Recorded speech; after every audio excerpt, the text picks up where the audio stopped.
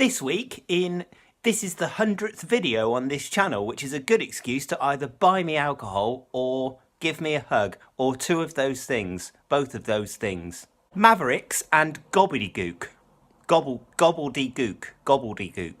Sometimes making these videos feels like a Sisyphean task. Googling this word and then typing this word into the YouTube section revealed quite a lot of results, some of which were weird and small and others of which were, well, one in particular was a blonde lady who described what gobbledegook means, and then she did it in quite a revealing outfit, and she had 500,000 subscribers, and let's put it, quite a lot of admiring men in the comments section in various states of arousal. I'm not moaning, I'm just saying, how can I compete with that? If you've got any ideas, I'm open. Either way, let's get into it.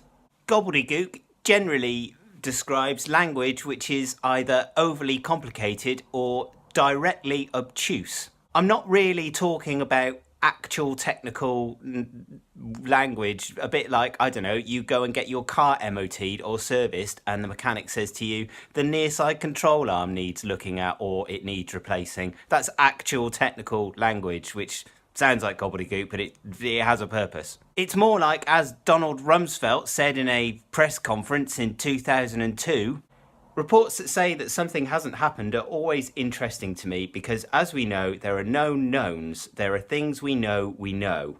We also know that there are known unknowns. That is to say that we know there are some things we do not know, but there are also unknown unknowns. That is to say we know there are some things we do not know.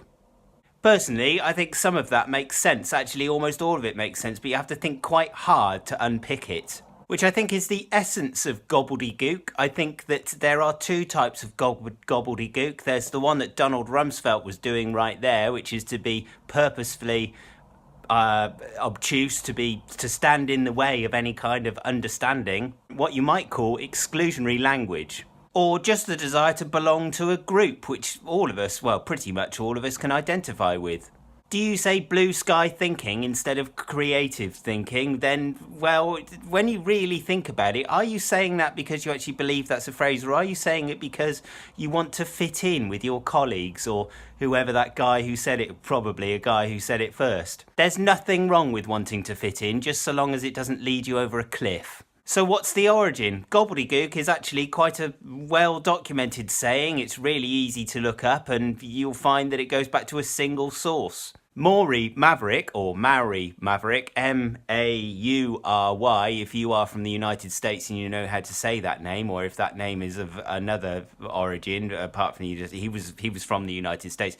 I'm going to call him Mauri. Mauri Maverick coined the term in a time that I've not remembered. Mauri Maverick was a He was a Texan politician who, among other things, opposed lynching, which actually I think probably makes him quite a good bloke. He coined the term in 1944 when he was put in charge of the US Smaller Plants Corporation during WW2. In a memo, he wrote that basically anybody who was caught using gobbledegook language would be shot. As he was a Texan, I kind of believe that. Texas, the Yorkshire of the United States. It means what it says and it says what it means. Now that's all fairly straightforward, but you can't really read about this without, I mean, unless you're very incurious, you can't really read about this without sort of wondering about Maverick himself, and also the term maverick, which actually goes back to his grandfather. The term maverick generally means an outsider or a non-conformist, someone who doesn't really play by the rules.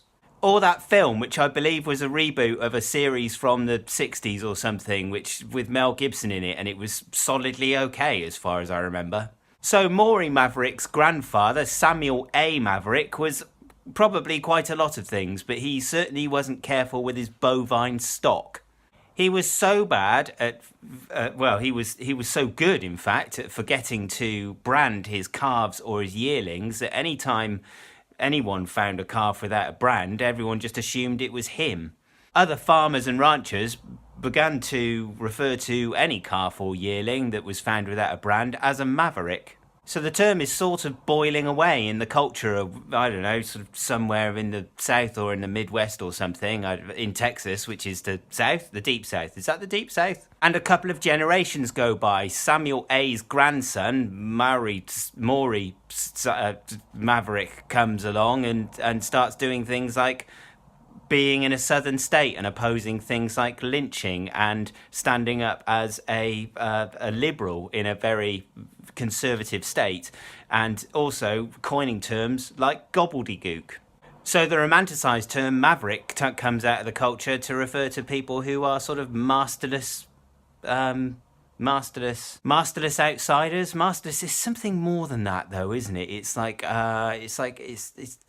more like a pioneer in some senses. I guess maybe that's why United States culture is so obsessed with the maverick culture. Anyway, there is a little tiny bit more to this, and that's the root word of the word maverick, because when you find out about where the term came from, the natural course of progression in the research is then to go, well, what does maverick actually mean? What's the actual meaning of the family name Maverick? When you actually look that up, you find a 30-year-old website which deals in family names and roots and family trees and stuff like that from Web 1.0. Remember that, when everything was nice, a new topic? When I Can Has Cheeseburger was the funniest thing that's ever happened to anybody, and then we all thought that we were going to be nice to each other. Anyway, according to this website, which I'll link below in the description, Maverick is a variation on Morris or Maurice. Those two have their roots in a Welsh word, which is Maurice, which I'm going to spell for you because it doesn't look like that.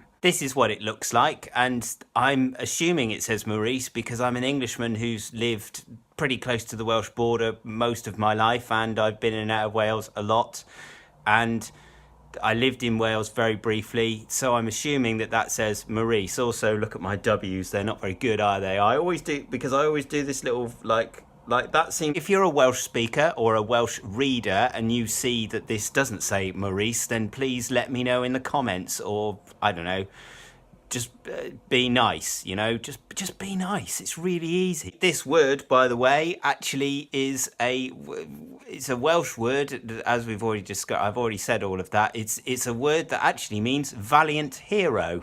As I've said before, check out the link below for the website, because actually it's got the family history of the Mavericks, and they're a bit like the Picards.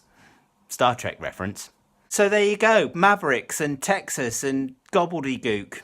You may have noticed with your ear holes that earlier on I said that I'd talked about Yorkshire. Well, last week I did a video on the word chiasmus and why Yorkshire people are quite fond of it. So maybe go and check that out. I'll link it just here. And if you'd like to watch a story or listen to a story that I've written and then read out on camera, then you can find that here. And if you want to subscribe, then you can, as usual, press on my face. It won't hurt because this is just a video that's coming through your eyes into the reality of your life.